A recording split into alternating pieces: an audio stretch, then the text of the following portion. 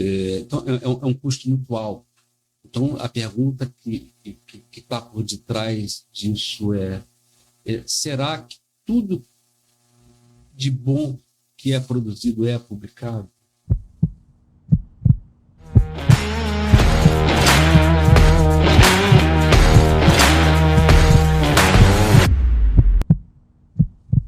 Olá, pessoal, tudo bem? Estamos aqui em mais uma gravação do nosso Rehab CardioCast. Eu vou pedir para vocês, para quem não se inscreveu ainda no canal, vá lá, se inscreve. Se você gostou desse conteúdo, dá um joinha lá.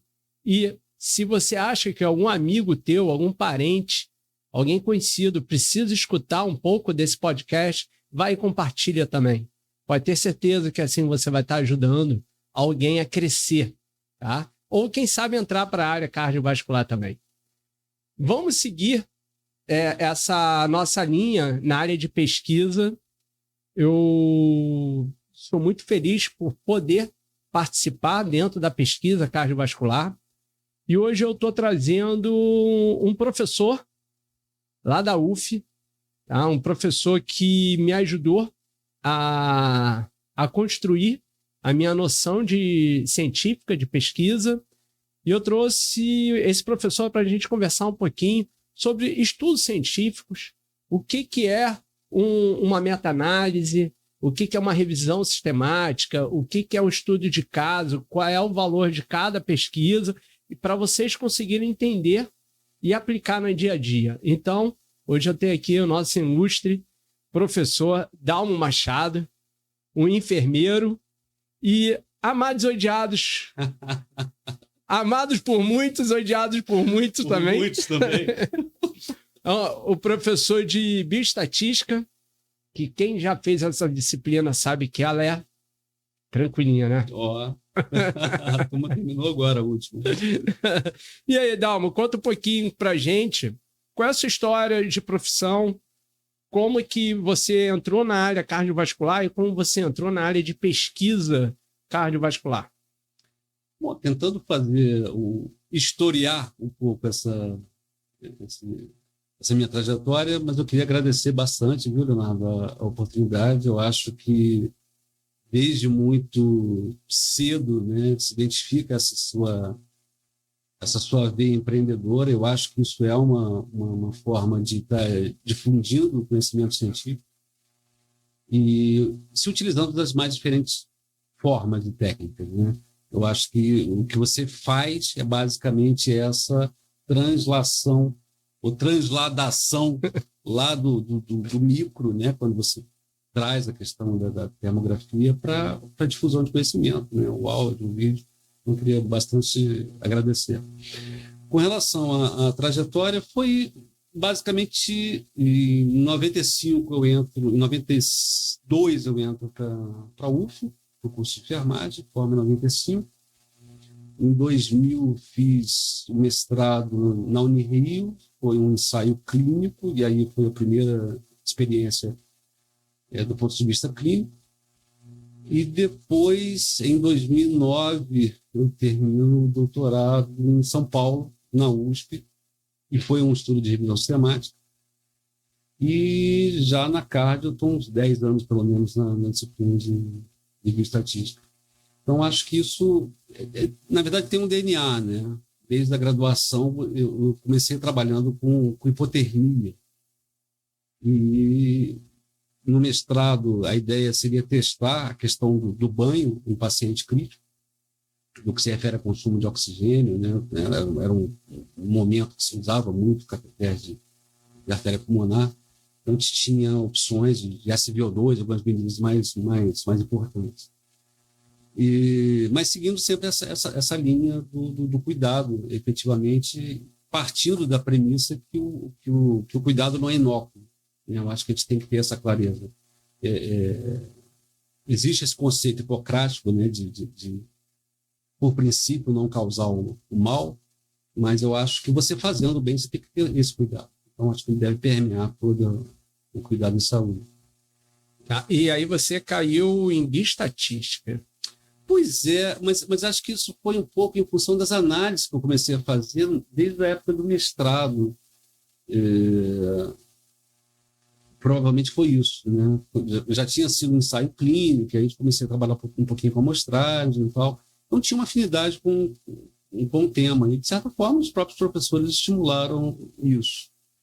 Na escola de enfermagem, eu fiquei responsável durante algum tempo pela disciplina de bioestatística, e quando veio o convite lá pelo professor Evandro à época, na CARD, para estar assumindo essa disciplina de bioestatística 1. E a coisa foi crescendo, né? Porque são coisas que acabam andando juntos, né? Hoje se fala muito na questão de evidência, mas a evidência não é uma entidade isolada, né? Você tem a questão da estatística, você tem a questão da revisão em pesquisa e epidemiologia clínica. Então, acho que é uma forma de complementar a formação de uma forma geral. E aí você está falando, né, que hoje a gente fala muito em fazer o nosso procedimento baseado em evidências, né?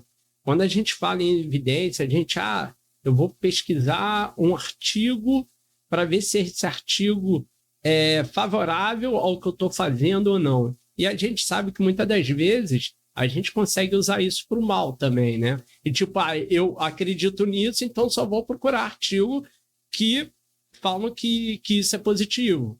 E aí eu escondo os artigos que falam que é negativo. Como é que são essas classes desses artigos? Que você falou lá, o ensaio clínico, nós fizemos um ensaio clínico. O que é o ensaio clínico? O que é um estudo randomizado? Como que a gente pode estar falando para as pessoas que querem entrar na área de ciência ou que querem fazer sua profissão baseada em evidências? Como é que são essas análises? O que é cada estudo? Como é que isso funciona? Eu acho que a primeira coisa que a gente tem que ter clareza, e que dificilmente é valorizado no pensamento ocidental, é a valorização do erro. Então, dificilmente você encontra revistas que vão publicar o que não deu certo, seja por uma questão de financiamento de pesquisa, seja por simplesmente achar que não vai vender o artigo porque foi algo que não deu certo. Então, assim, num passado não muito distante, teve uma iniciativa de uma revista que depois foi incorporado ao British Medical Journal, chamado Journal of Negative Results in Biomedicine. Então, veja, uma revista que se preocupa em publicar o que deu errado. Então, isso não é ser uma anti-revista, é justamente minimizar a possibilidade de erro, e coisa que dificilmente é valorizado no mundo ocidental, né? O aprendizado, né? O processo, ele dificilmente ele é reconhecido, por assim dizer. Imagine que, se for pensar assim, do ponto de vista da ciência, Edison, né, quando inventou a lâmpada elétrica, isso não foi assim um dia do acaso que a esposa estava de mau humor, ele acordou, resolveu pegar um filamento de tungstênio, colocar numa corrente alternada e acendeu-se a luz. Né? Foram 600 experiências. Então, essa coisa de valorizar o erro, a gente tem que aprender a fazer isso com mais frequência. Tem um livro clássico de estatística, que eu estava até relendo essa semana, que chama-se Como Mentir com a Estatística. E, na verdade, você não é que você esteja mentindo, mas a forma como você apresenta a informação pode deturpar totalmente a ideia. Você pega, por exemplo, um gráfico de setor, né, que a gente chama de gráfico... A gente chama, não, com frequência se chama de gráfico de pizza. É um gráfico que engana muito, né, porque ele dá em percentual. O percentual de 3 em 4 são 75%. Então, você olha lá e vê lá 3/4 do círculo tomado, olha, 75%, mas qual o N? 4 pessoas. Então, se fosse 400, 4 mil, 4 milhões, a cara do gráfico seria a mesma. Então, isso é uma dificuldade.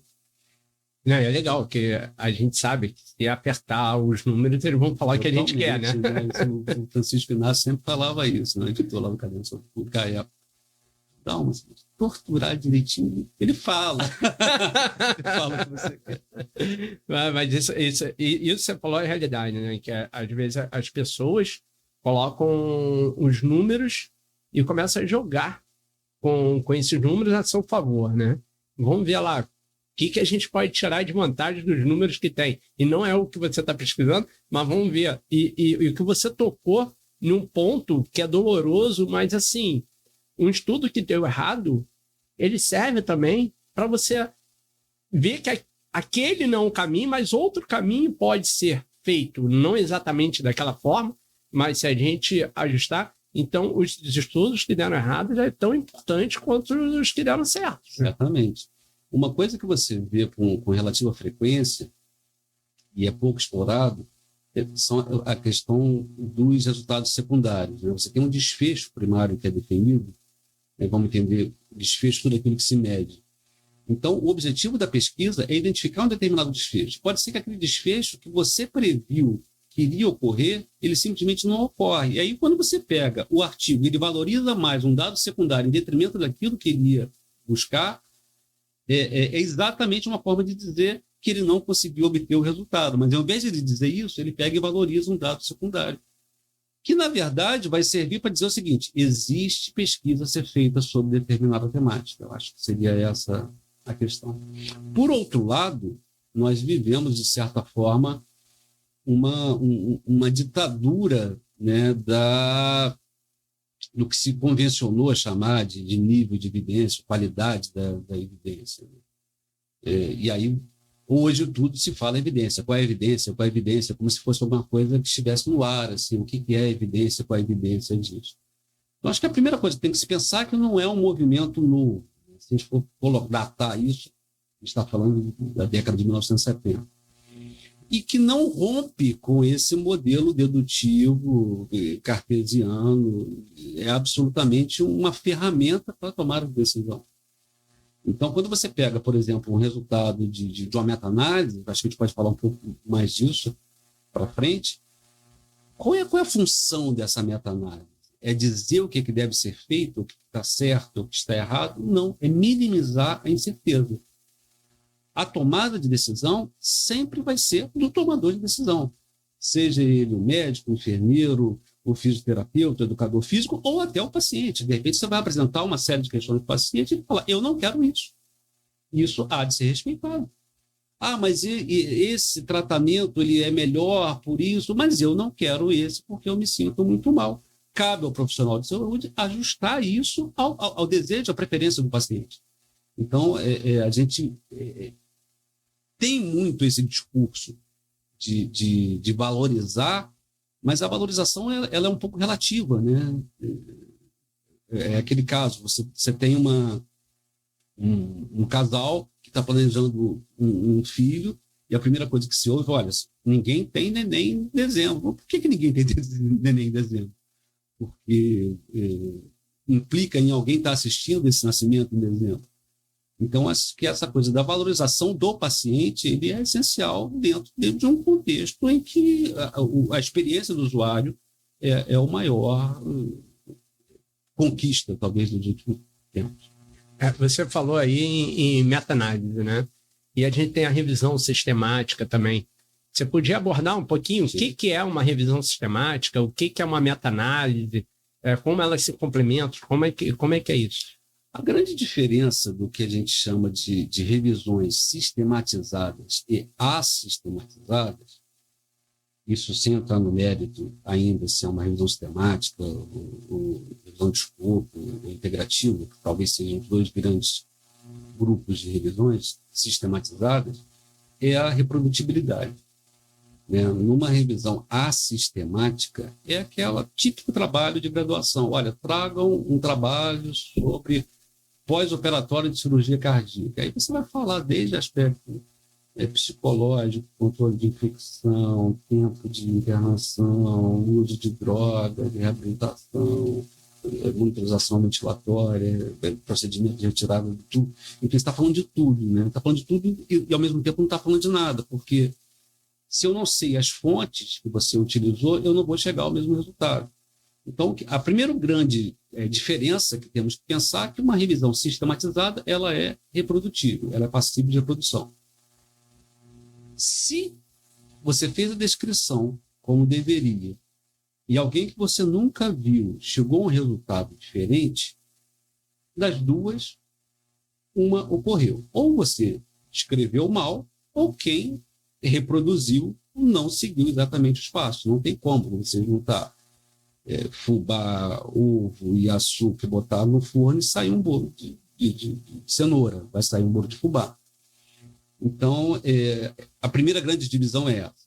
É a fidelidade ao registro das etapas. Você está falando que, então, eu usei tal banco de dados num período de tanto a tanto, nos últimos 5 anos, revisão, excluí tais artigos por conta dos critérios de exclusões e selecionei esses e esses mostraram resultados.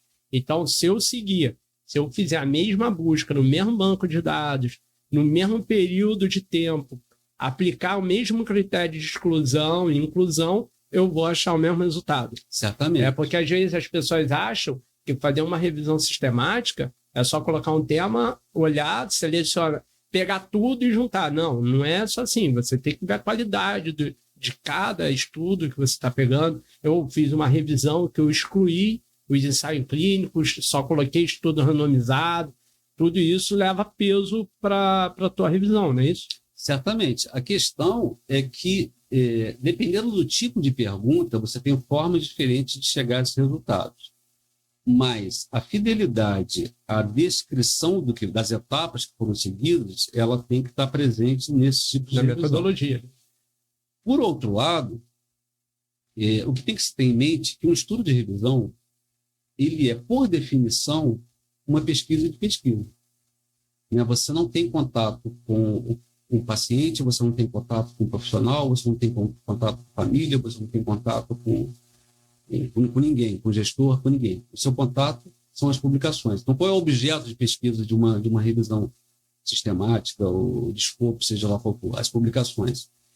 Isso, por um lado, é muito bom, porque você não depende de comitê de ética, você não depende de aprovação, você não depende de carta de anuência, o dado está público, ou publicizado, a gente pode falar um pouquinho sobre essa diferença também. Mas, por outro lado, você tem um limitador que é a qualidade do estudo original. Então, se o que eu vou me debruçar é a publicação sobre determinado tema, se o autor que publicou esse tema ele foi omisso em determinadas situações ou tomou decisões erradas na condução dessa pesquisa, eu não tenho como melhorar isso. E isso vai implicar na minha qualidade da evidência. Isso lá no final, uma coisa que a gente chama de grade, né? Depois de ter feito até a meta-análise, você avalia a qualidade da evidência, a qualidade da informação, por assim dizer. Mas se a gente fosse separar assim, os 3 grandes grupos de revisões, estaríamos hoje falando das revisões integrativas, que alguns autores chamam de revisão narrativa, que são aquelas perguntas mais abertas, né? O que se fala hoje sobre repercussões a longo prazo da Covid. Então, ele é um estudo assim, profundamente exploratório, né? Eu posso estar falando de repercussão pulmonar, repercussão cardíaca, repercussão de marcha, repercussão de deglutição, que é um grande problema no pós-Covid, mas você não tem uma pergunta fechada, né? Então, quando você faz uma revisão integrativa, a pergunta é o que se fala sobre determinada temática. O que não impede de você ter um rigor para a obtenção desses dados. Você não vai ter como mensurar a qualidade de evidência, você não tem uma coisa que a gente chama de análise de risco de viés, que é uma coisa típica de revisão sistemática. Nos últimos 10 anos, aparece, sobretudo, a partir do Joanna Briggs Institute, que é um centro de evidências na Austrália, e aqui no Brasil ele é representado pela USP, que é o centro colaborador, o conceito de revisão de escopo. A revisão de escopo ela é uma revisão que está mais preocupado no conceito que vem por detrás de uma publicação. Então, assim, ele não vem para responder uma pergunta clínica, por exemplo. Ele quer saber quais são as questões adjacentes a esse achado. E, diferentemente da revisão integrativa e da revisão sistemática, a revisão de escopo ela permite a utilização de pesquisas de revisão. Olha que paradoxo. Então, se, na verdade, uma revisão sistemática ou integrativa é uma pesquisa de pesquisa, eu vou me debruçar sobre um estudo, a publicação do estudo primário, numa revisão de escopo, eu posso colocar como critério de inclusão, e isso não é pecado, porque está descrito no método, estudos de revisão. Então, na verdade, acaba sendo uma revisão terciária, porque eu vou revisar quem revisou uma publicação original. Então, imagine quantos filtros são colocados até a obtenção dessa informação. E, finalmente, a revisão sistemática, que talvez, se nós formos olharmos lá na maioria dos centros de evidência, né, Cochrane, McMaster, Canadá, Auckland, na Nova Zelândia, eles colocam as revisões sistemáticas com meta-análise como as evidências mais fortes. E aí, dentro desse sentido, o que é a meta-análise? É um passo seguinte da revisão sistemática. A revisão sistemática diz qual é a pergunta que me interessa, e aí eu tenho diferentes focos. Eu posso fazer uma revisão sistemática para estabelecer uma relação de comparação de causa e efeito entre dois tratamentos, por exemplo. Né? Seguindo a lógica do podcast. Né? Se eu separo dois grupos, a um grupo eu faço intervenções de reabilitação cardíaca, no outro não faço, acompanho durante 12 meses, depois eu verifico o desfecho lá, internação, por exemplo. E aí eu tenho uma comparação entre os dois grupos. Isso, o foco, nós chamamos de revisão sistemática com foco em intervenção. Mas eu posso fazer a mesma revisão sistemática com foco em exposição, por exemplo. Nós tivemos um grupo de pesquisa lá no Cardiovisão, recentemente, um trabalho que tentava verificar a exposição ao grupo sanguíneo, ou seja, é algo geneticamente determinado, não é uma opção, olha, eu quero ser do grupo A ou do grupo B, com relação às formas graves de Covid. Internacionalmente se fala que o grupo A estaria exposto às formas mais graves, e aí a gente considera a forma grave, uso de ventilação mecânica, internação em terapia, UTI, e uso de amina. Mas a gente não tinha nada no Brasil falando sobre isso. Então a ideia foi verificar a exposição a esses diferentes grupos sanguíneos no que se refere à suscetibilidade à forma grave de Covid. Então, diferentemente do primeiro exemplo, você não tem uma comparação definida pelo pesquisador. No estudo de intervenção, eu, pesquisador, defini o que era o programa de reabilitação, defini dois grupos, randomizei, e depois eu comparei a diferença. Aqui não, os grupos ou foram geneticamente determinados, como esse, mas poderia ser autodeterminado, sei lá, se estivesse falando de fumantes com relação à ocorrência de doença arterial coronariana. Mas, independente do enfoque que se dê, seja com relação à exposição, seja com relação à intervenção, existem outros, né, de análise econômica, de exames diagnósticos, mas ele segue um rito. Ele parte de uma pergunta, isso se define os critérios de inclusão e exclusão, incluindo as bases a serem utilizadas, sejam as bases de literatura cinzenta, que a gente chama de literatura branca.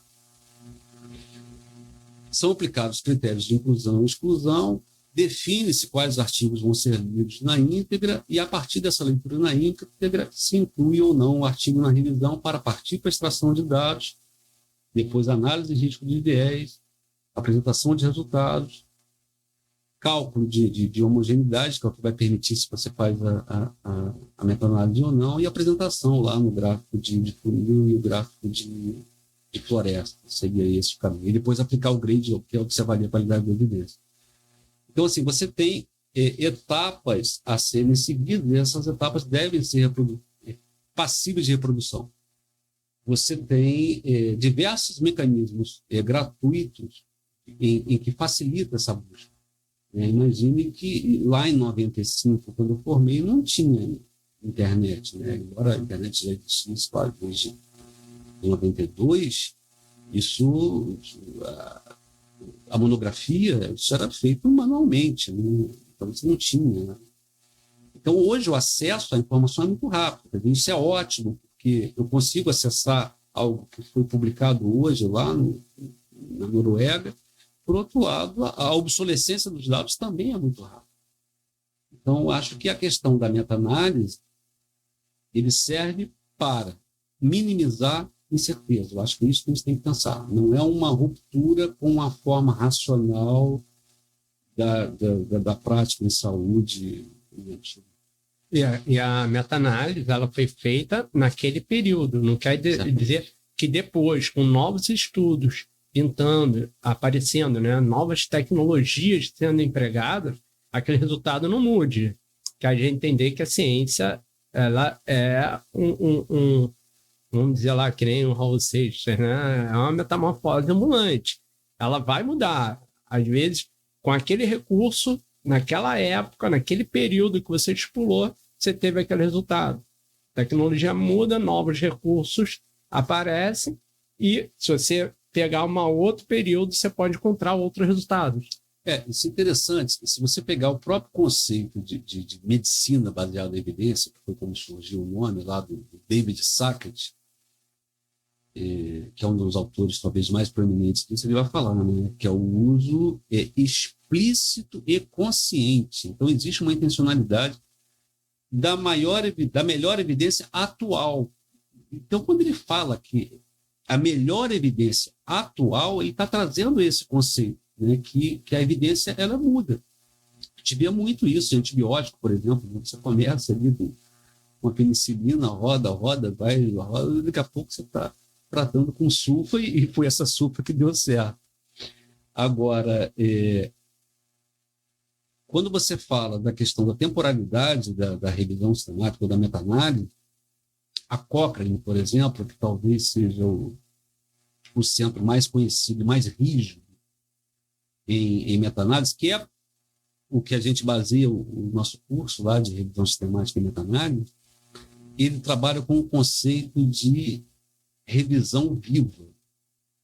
Qual é a lógica? Se você pegar uma revisão sistemática publicada na Cochrane Library, é uma revisão de 200 páginas.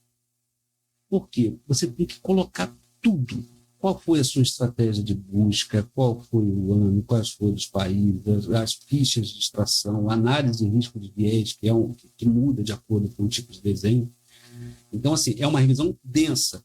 Mas o que a Cochrane faz? Uma vez que ela aprova a publicação, e está lá no Qualis, está previsto lá, pensando em publicação. A própria Cochrane, a cada 2 ou 3 anos, vai bater lá no seu ombro, Leonardo, aquela publicação que você fez já está ficando obsoleta, está na hora de você fazer um update. Então, é esse conceito de revisão viva.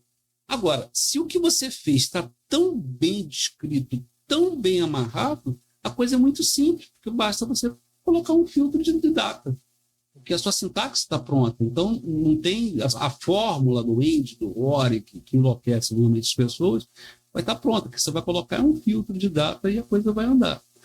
Por outro lado, a fase talvez mais importante, que quase sempre é negligenciada e que é passível, 1, de registro, 2, de publicação, é o protocolo. O protocolo da revisão sistemática, ele deve ser muito valorizado, porque é ali que você vai prever tudo o que vai acontecer. Olha, quais são os critérios? Mas, cara, se aparecer um idioma lá em turco, como é que vai ser? Esse artigo vai entrar, não vai entrar? Ou não serve porque é turco, por exemplo. E você tem um critério de exclusão que talvez você não tenha pensado bem. O que eu faço com esse artigo? A tendência é sempre descartar, mas de repente você tem a opinião mais importante ali para ratificar ou retificar a sua análise.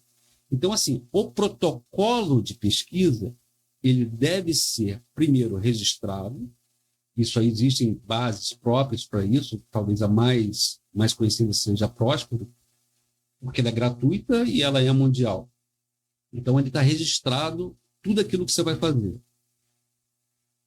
Ponto 2, diversas revistas, por exemplo, a gente está com uma no forno agora, diversas revistas aceitam a publicação do protocolo, não é o resultado da meta-análise ou da revisão sistemática. Ele aceita dizer, olha, estou publicando o que eu vou fazer. E se você pega, por exemplo, a Cochrane ou o Joanna Briggs, como eu comentei há pouco, você não está, por exemplo, se você publica o protocolo com eles, você não está obrigado a publicar a revisão sistemática com eles. São duas publicações distintas. Então, acho que isso é muito interessante porque é um trabalho que você, não vou dizer que é sem custo, porque muitas das vezes, por mais que você rebole, você vai precisar comprar um artigo porque você não consegue de forma nenhuma acesso a ele, ou talvez até a questão de tradução, embora essa questão da inteligência artificial, acho que vai modificar muito esse cenário. Embora existam falhas ainda hoje gritantes, mas dificilmente você diria que você não consegue compreender um texto que foi traduzido do russo para o português utilizando inteligência artificial. É muito interessante porque, às vezes, ainda mais quem está se formando, acha que fazer uma revisão sistemática, eu fiz no meu trabalho de conclusão de curso. Não, a revisão sistemática é muito mais séria e muito mais trabalhosa do que um estudante está saindo da faculdade acha. Porque nós estamos falando de trabalho sério. Né? Que nem você falou, a Cochrane, você vai publicar lá e você vai ter que ficar alimentando. Então, na verdade, isso é uma profissão também. O cara é um pesquisador que é feito para saber se está lançando artigo naquele tema que ele produz, que ele faz a produção dele. Então, é muito mais complexo. Porque antigamente eu achava, fazer uma revisão, vou pegar e vou catar meia dúzia de artigos e fazer uma revisão sem colocar toda aquela pasta de prisma, de critérios de inclusão, exclusão. Na verdade, não. Na verdade, você tem um trabalho, normalmente não é só uma pessoa que pesquisa, né, que faz a revisão, aonde essa revisão é publicada, porque as revistas, elas têm níveis, né? E até queria que você falasse um pouquinho também sobre qual a qualidade da revista que você está vendo o artigo. Essa revista é confiável, não é confiável? Como que a gente consegue analisar esse peso da onde está publicado esse artigo? Acho que é bem pertinente essa sua fala, é porque a gente tem uma tendência de achar que, por ser uma revista renomada, necessariamente o que ela está publicando ali é uma verdade, né? Mas existem muitos interesses dentro de uma publicação, né? Se você voltar um pouco, talvez 20 anos, 25 anos atrás, muito se falava da alfa-detecrogina, né? Que tinha um comercial de Chigris, era uma droga que era utilizada. Eu lembro. É caríssima, mas esse é um tratamento. Caríssima. Um tratamento, sei lá, de uns R$300 mil, talvez, só da medicação, de infusão ali por 4 dias. E o que se viu é que foi publicado em New England e assinado talvez pelo maior intensivista da época, né? Está vivo ainda, né? Que é um belga chamado Jean-Louis Vincent. Então você pega um cara renomado, publica-se em uma revista que tem um fator de impacto acima de 20, isso praticamente vira um alcorão, né? Vamos fazer. E aí vem a estatística. Olha, eu peguei 2 grupos, um grupo eu tratei com o Chigris, o outro eu tratei da forma convencional, fiz um dimensionamento de amostra e encontrei uma diferença estatisticamente significante. Quer dizer, ou seja, fiz todo o enredo para dizer, cara, essa intervenção é melhor do que a outra. O problema é que a magnitude de efeito é muito baixa, né? Uma coisa que a gente chama de NNT, né? Que é o número necessário para tratar, né? O number needed to treat, falando em estatística, ou seja, quantas pessoas eu preciso tratar para reverter um resultado negativo do grupo não tratado, ou seja, eu precisava tratar tantas pessoas com o X para que um que foi tratado de forma convencional não morresse. E você vê que um número altíssimo, sei lá, 300 pessoas, 500 pessoas, um tratamento de 300 mil reais de 35 anos, ou seja, não se pagava.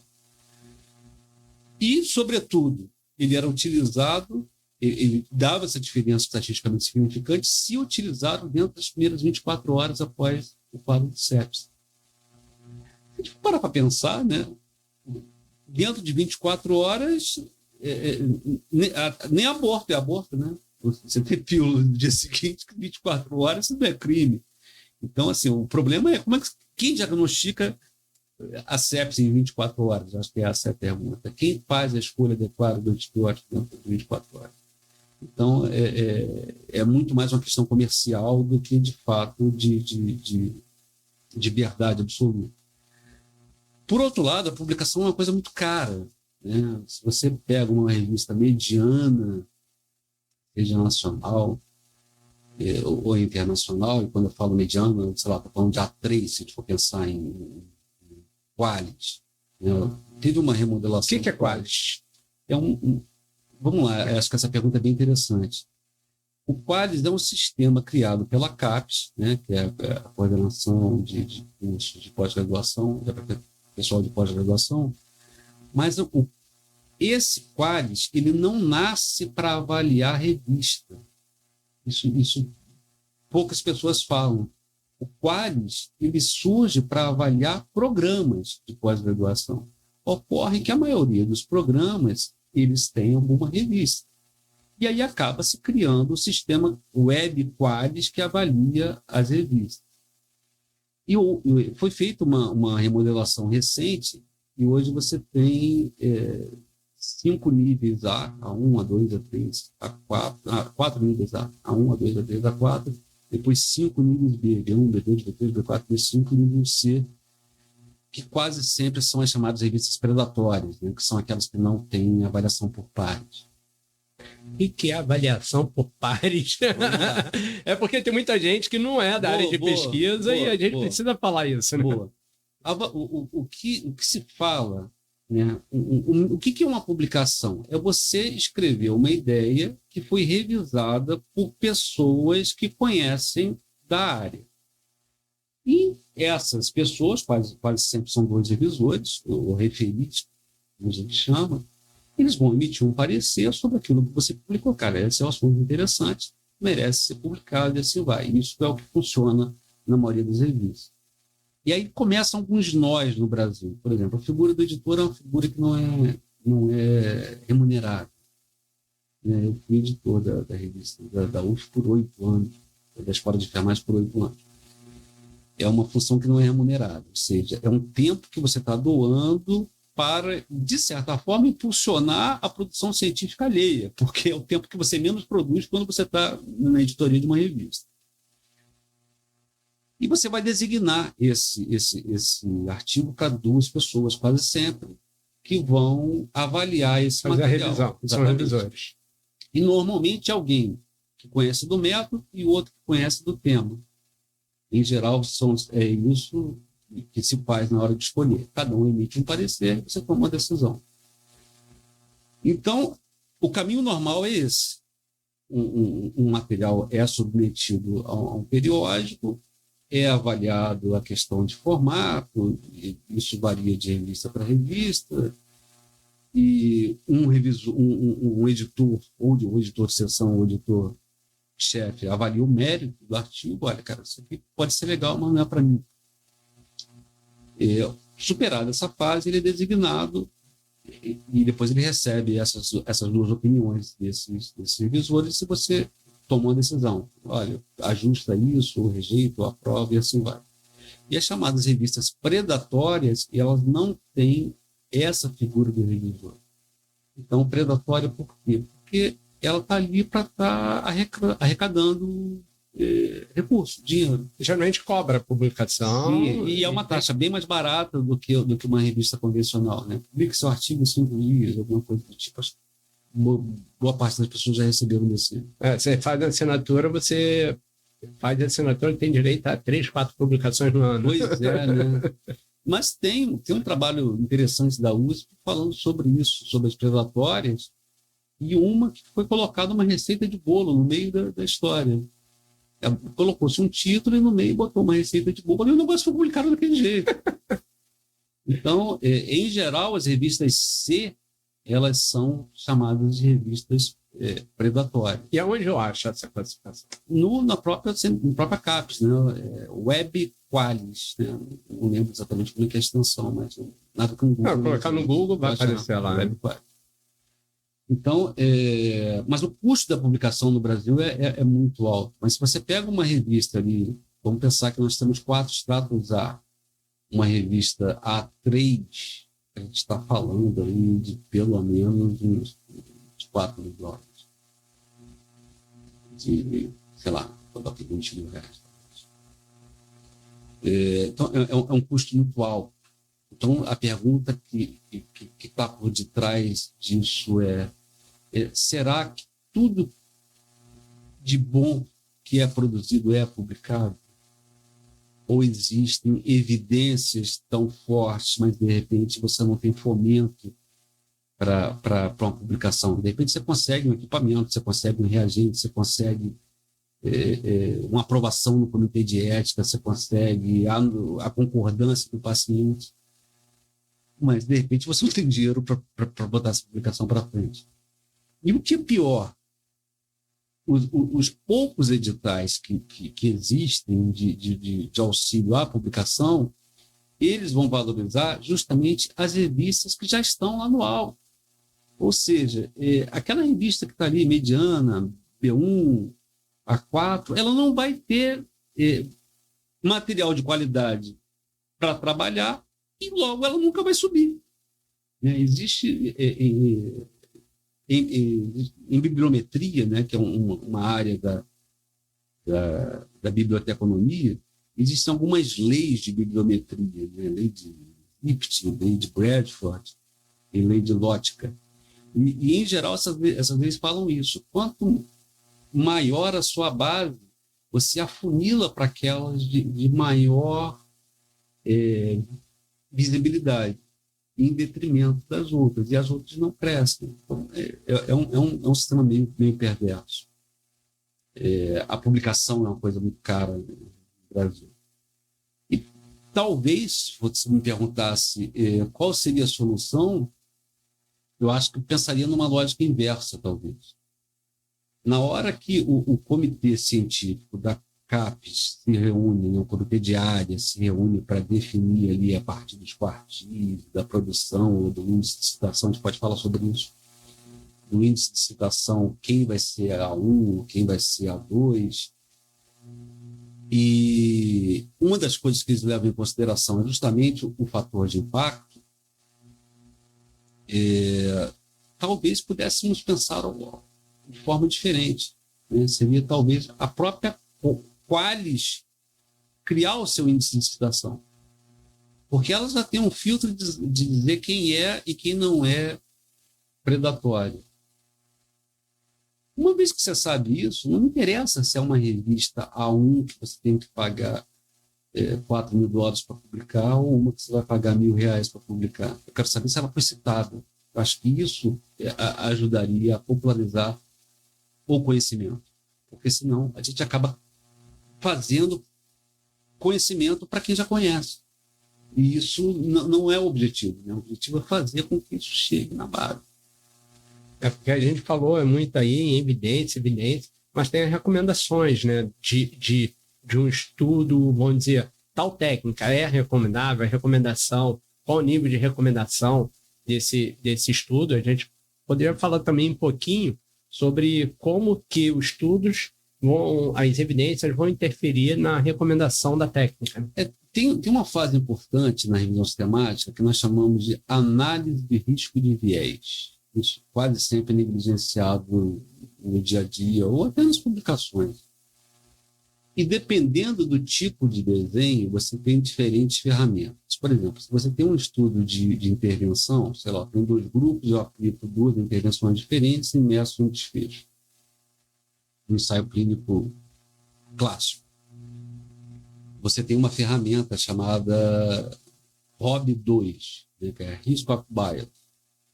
E ali você tem diversos elementos que questionam a forma como aquela pesquisa foi conduzida. Porque, veja, uma coisa é você olhar aquela pirâmide de evidência e dizer o seguinte: os melhores estudos são as meta-análises derivadas de ensaios clínicos controlados, randomizados do processo. A seguir, vem os ensaios clínicos, depois vem os estudos de corte, depois vem os casos de controle, depois vem os estudos transversais, até chegar à opinião de especialista e experimentos com animais. Em geral, com alguma variação, é isso que você vê na pirâmide de evidência. Agora se pergunta, o que é melhor? Um ensaio clínico mal conduzido ou uma corte muito bem conduzida? E isso não está explícito. Então, muitas das vezes, você tem um estudo observacional, que é uma corte, mas ela foi muito bem delineada ao ponto de ela se mostrar mais apurada para identificar o que ela se... não para tomar a decisão, mas para identificar o que ela se propõe, que é a identificação de fatores, do que um ensaio clínico mal conduzido. Né? Se você tem lá uma randomização que foi feita com moeda para cima, se você tem lá um cegamento que você não diz como foi feito, dificilmente você consegue valorizar essas informações.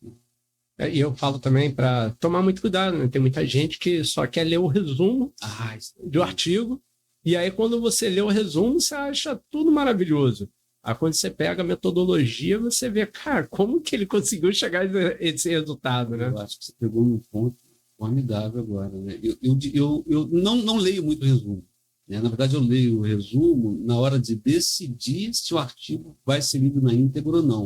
Ou seja, lá naquela fase em que normalmente você tem 2 pesquisadores independentes, você tem lá um software do Qatar, que é bem interessante, né? O Ryan. Tem até aplicativo, é gratuito, ele é bem intuitivo. E ele permite trabalho colaborativo. Então, de repente, você está fazendo trabalho com outra pessoa, uma vez que você estabelece os critérios de inclusão, você tem lá, sei lá, 500 artigos, 300 artigos, você pode botar 3 pessoas, independentemente, cada um tomar a sua decisão. Esse entra, não entra e talvez. Então, na verdade, ele é um ambiente em que o pesquisador principal cega os colaboradores e cada um toma uma decisão, e se essas decisões não forem consensuais, um terceiro avaliador, muitas das vezes o próprio coordenador da pesquisa, ajuda nessa tomada de decisão. Então, assim, são ferramentas que ajudam na hora de decidir o quê? Quem merece entrar para a leitura na íntegra. Então, na verdade, por exemplo, a minha tese, eu lembro que eu trabalhei com 16 mil artigos. Eu li 16 mil artigos? É claro que não. O que ficou lá para o N final foram 25 artigos. Desses 25 sobraram 6. Mas, quer dizer, eu li 16 mil títulos ou resumos. E hoje você tem ferramenta que te ajuda nessa tomada de decisão. Mas, tirando isso, o resumo, eu acho que ele é uma fonte de engano muito grande, porque ele vai valorizar aquilo que ele acha conveniente. Eu fiz uma pesquisa para provar se pau é pau. Aí, no final, eu descubro que pau é pedra. Então, é melhor dizer que pau é uma árvore. E é isso que eu vou escrever no resumo. Então, definitivamente, o coração do trabalho é o método. Né? Então, talvez até mais importante do que o próprio resultado, porque se você for direto no resultado, ainda que ele seja fiel ao objetivo da pesquisa, pode ser que o método foi mal conduzido. Então, daí a importância dessa fase, que é chamada análise de risco de viés. E aí que você estabelece o que é um confundidor dentro de uma pesquisa. Né? Pega aquela coisa clássica, né? Você sabe que, se eu comparar a proporção de pessoas que tomam 2 ou mais canecas de café com pessoas que tomam menos de 2 caneca de café por dia, eu vou ver que pessoas que tomam mais café têm mais câncer de pulmão. Isso eu não estou inventando, isso é estatística. E aí, se eu for analisar, simplesmente comparando essa proporção, eu vou falar, cara, café leva câncer de pulmão. E, na verdade, não é o café que leva o câncer de pulmão. Existe uma variável ali, né, que é o tabagismo. Quase sempre está associado ao café. Aí já é uma outra medida. Então, o hábito de tomar café é um confundidor. Eu acho legal isso que você falou, que tem aquela história também do sorvete com ataque de tubarão, né? Porque na Austrália foi estudado que quando se consome mais sorvete, tem mais ataque de tubarão. Tem um livro clássico, né, chamado Associações Espúrias. Isso é muito frequente, né? Tem um estudo clássico que fala sobre número de pelicanos. Pelicano não, qual é o bicho que leva o bebê? Pelicano, né? Cegonha. O número de cegonhas e número de recém-nascidos. E deu uma associação positiva. Assim, na verdade, estatisticamente não está errado. Mas a gente tem que lembrar lá, né, do Sir Bradford Hill, né, os critérios de Hill, quando fala de plausibilidade. Eu lembro que uma certa ocasião, na época que eu era editor da revista, me aparece um trabalho assim, muito bem, estatisticamente pode ser assim, bem interessante. Mas aquela cara de artigo que foi rejeitado 4 vezes e que o autor pega do jeito que está e manda para outra revista. Uma vez aconteceu uma coisa parecida comigo, posso até comentar depois, eu como autor. Mas aí chegou um artigo, bem arrumadinho até, do Paraná, em que ele fazia associações. O negócio era fazer associações, que quadrado para lá, que quadrado para cá. E ele tinha a seguinte situação. Na cidade, você tinha duas instituições de longa permanência. Um era um prédio e o outro era uma casa. Então, você tem uma variável ali, né, que é local ou instituição, prédio e a casa. Então, você tem uma dicotomia. E ele começou a cruzar essa informação com tudo que ele viu na frente, procurando significância estatística. E aí, aquela tabela quilométrica, e aí, no final, a conclusão do artigo. Com isso, conclui-se que morar no prédio está associado ao uso de dentadura.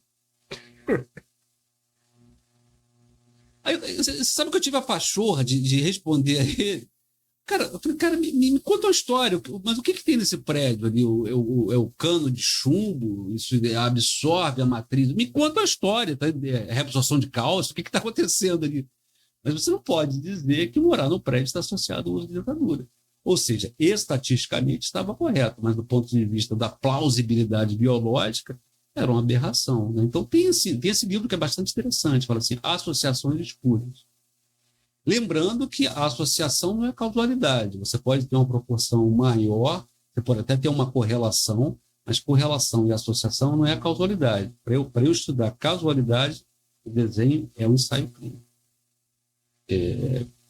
Uma corte, um caso controle, ele vai identificar fatores.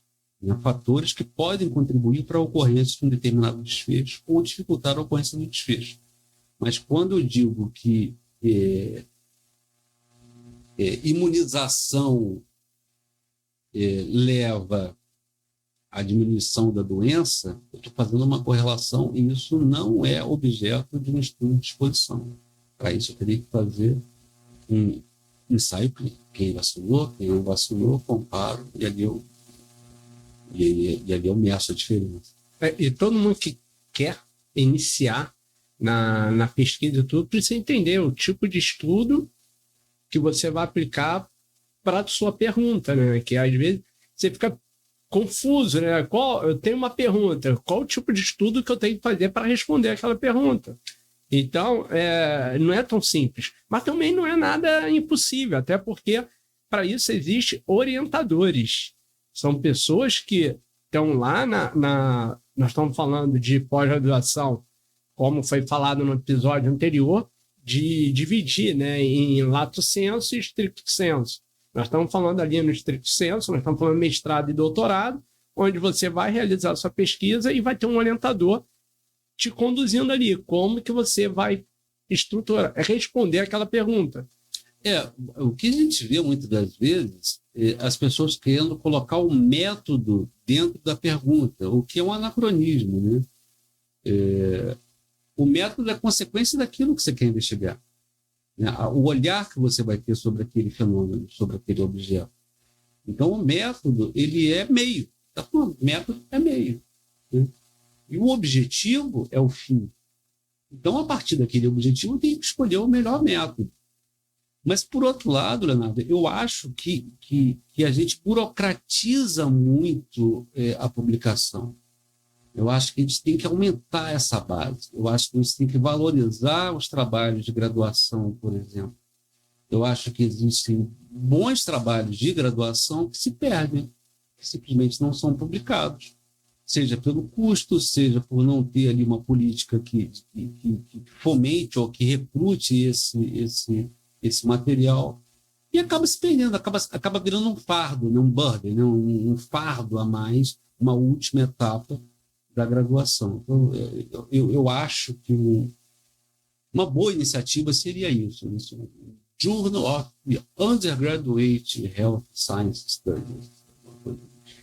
Não, o podcast é justamente também para isso, tá? Porque é o que eu venho falando para todo mundo que fica assistindo a gente aqui, que entrar no mestrado, entrar no doutorado não é impossível, tá? Não é que seja fácil, mas não é impossível, porque muitas vezes a pessoa coloca como se fosse um negócio de outro mundo. Entrar no mestrado são só para aqueles cabeçudos. E, na verdade, não. A gente sabe que nós precisamos de muitos pesquisadores, tá? Nós temos... Eu lembro que quando eu fiz a prova para o mestrado, não sei se eram, sei lá, 20 vagas. Passou um. E as outras vagas ficaram vazias. Então, está precisando de pesquisadores.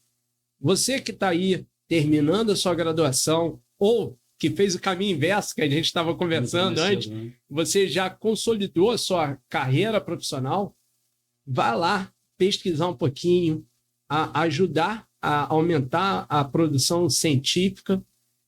Você tem, às vezes, uma técnica que você usa, você sabe se realmente ela é melhor. Que eu escuto muito. Eu fiz isso há 10 anos, há 10 anos deu certo. Eu falei, em 10 anos não apareceu nada novo. Então, por que não pesquisar e saber o que tem de mais relevância? Ou ninguém estudou aquilo que você usa, então você vai lá e vai aplicar e vai ver se realmente é o melhor para o seu paciente. Então, a gente ajudar as pessoas a entrarem na área da pesquisa, eu acho isso muito importante.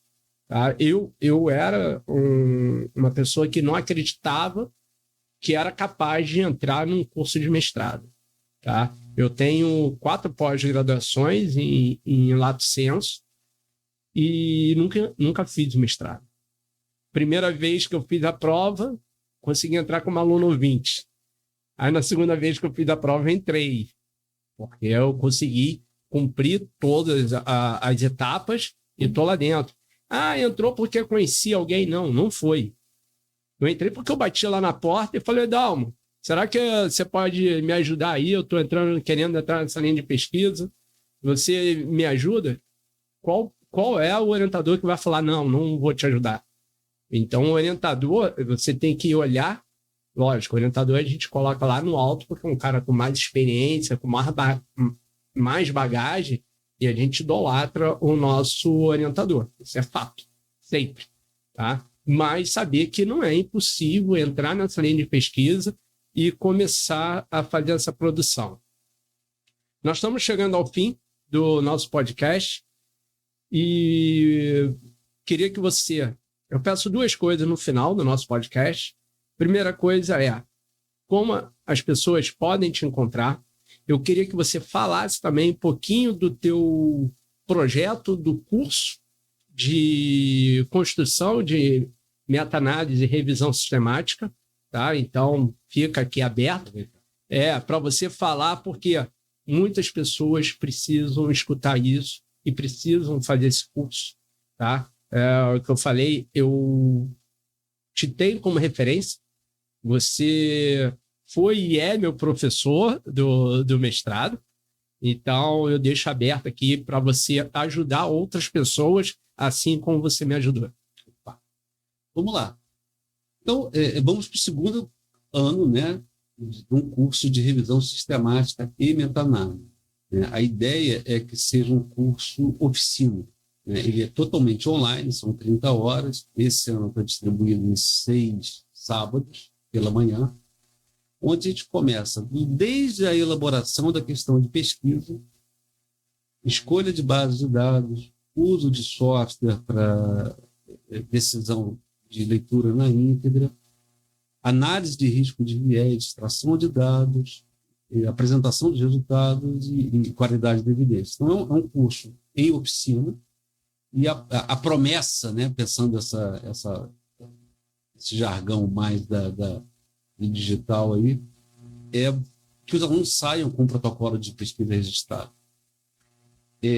Tudo começa com uma boa revisão, seja para te apontar se você está no caminho certo ou se você está fazendo algo que já deu errado. Então, a primeira coisa que se faz, que você deveria se perguntar é: alguém já tentou isso? E essa resposta vai advir de uma boa revisão. Então, fica aí o convite. O curso, para agora, a gente está encerrando a inscrição hoje, mas é um curso recorrente enfim, um grupo de pesquisa como um todo vai estar sempre pronto, está recebendo novas pessoas interessadas a participarem das reuniões. A gente está lá no @cardiovisão e o meu pessoal, @prof.dr.dalbo-machado. Então, acho que seria essa a proposta de conhecimento. Então, essa foi a primeira. A segunda coisa que eu sempre peço é qual a mensagem que você deixa para o pessoal do Brasil inteiro que estão pensando em atuar na cardiovascular ou que já atuam e querem melhorar. Qual a mensagem que você deixa para essas pessoas? Leonardo, eu vejo que nós temos 2 grupos aí, né? Pegando aquela nossa conversa antes do início da gravação.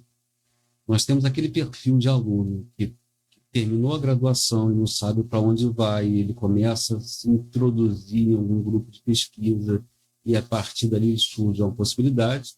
Esse aluno, ele quase sempre ele vai estar entrando em um projeto existente. E vai ter um segundo grupo, que é aquele que fez a vida, que tem uma experiência prática e tem alguma coisa que ele acha que traz resultado, né? Isso, dentro de um trabalho, é o que a gente chama de justificativa do trabalho. O que é justificativa? É uma permissão. Por que o seu trabalho merece ser realizado? Pensa na hora de escrever uma justificativa que você está escrevendo lá para o cara que vai te dar o reagente. Você está escrevendo para o presidente do comitê de ética. Você está escrevendo para o familiar que vai dizer se ele assina ou não o termo de consentimento, te autorizando a fazer a pesquisa ou não. Então, em geral, nós temos 4 formas de justificar a realização de um trabalho. A primeira é hiato na literatura, ou seja, se conhece pouco sobre esse fenômeno. E como é que eu posso dizer se existe hiato na literatura? Fazendo uma revisão. O segundo é contradição na literatura. Há quem diga que a intervenção A é melhor e há quem diga que a intervenção B é melhor. Como é que eu vou resolver isso? Mais uma vez, uma revisão de literatura da meta-análise. A terceira causa, a terceira forma de você justificar um trabalho é o que nós chamamos de base teórica não testada, que é quando você reúne a partir da literatura. Perceba que das 4 eu estou trazendo a questão da revisão como sendo determinante nas 3. em que você pega diferentes evidências, diferentes achados de diferentes estudos e tenta colocar todas essas intervenções em uma só, e com isso você teria sua intervenção ideal. Aí isso a gente chama de base teórica não testada. E, por fim, a base empírica não testada.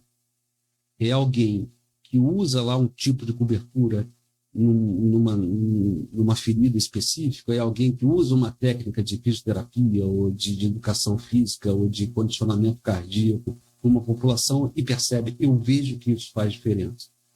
Só que eu ainda não encontrei um lugar para demonstrar. Eu não consegui, né? Deixa de ser a minha opinião.